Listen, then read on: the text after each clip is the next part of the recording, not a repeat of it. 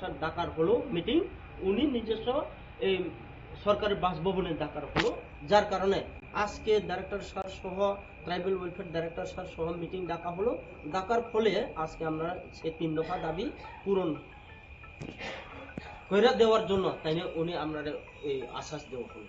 আগামীকালকে যে স্ট্রাইক ডাক দিয়েছিলেন স্ট্রাইকটা আমরা প্রত্যাহার করে দিব। আন্দোলন আগামীকাল সড়কপথ রেলপথ রেলপথ সড়কপথ সবাই আমরা এটা প্রত্যাহার করা। আমরা ওদের সঙ্গে আমার সরকারি বাসভবনে আমার ডাইরেক্টর সাহেব আছে, ট্রাইবাল ওয়েলফেয়ার ডাইরেক্টর এবং ডিসিএম সাহেব আছে, আর তাদের গ্রুপের সব লিডাররা আছে, তাদের সঙ্গে আলোচনা হয়েছে। তাদের যে ডিমান্ড, 3টা ডিমান্ড ছিল, তাদের যে প্যাকেজ, যে রাবার প্লান্টেশনের 10,800 টাকা করে আর পাওয়ানো ছিল, তারা 16,800 টাকা মধ্যে তারা 6,000 টাকা করে পেয়েছে। এবং তাদের যে আগের যে কেসগুলি, এটাও আলোচনা হয়েছে। আগামী দিন তাদের যে কি কি কেস আছে আমরা এটা দেখব। আর তাদের আর একটা প্যাকেজ আছে, যে তাদের যে এই প্যাকেজের মধ্যে তারা আগে অর্ধেক টাকা পেয়েছে বলেছে।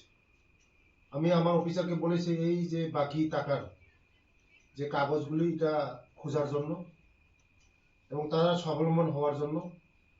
যদি না পাওয়া যায় তাদের অর্থনৈতিক স্বাবলম্বন করার জন্য।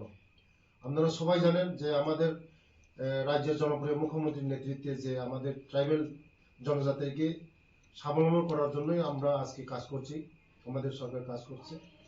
যে আগামী দিন আমাদের চিকন বানিয়ে আছে এবং মুখ্যমন্ত্রী জনজাতি বিকাশ যোজনা আছে, এটার মধ্যে তাদেরকে আমরা এই প্যাকেজে সামিল করব। আর ছোট ছোট তার যে ডিমান্ডগুলি আছে, এটা আমরা দেখছি, ভালো আলোচনা হয়েছে। আগামীকালের যে তাদের রাস্তা এই বন্ধে দাগ দেওয়া হয়েছে, এটা তাদের উইথড্র করা হয়েছে আজকে। তারা, আপনারা সবাই জানেন যে তারা এই উইথড্র করা হয়েছে। আমি তাদের জন্য আমি ধন্যবাদ জানাই ওদেরকে, যে আগামী দিন আমরা এই ত্রিপুরাকে একসঙ্গে মিলে বিকশিত ত্রিপুরা করব।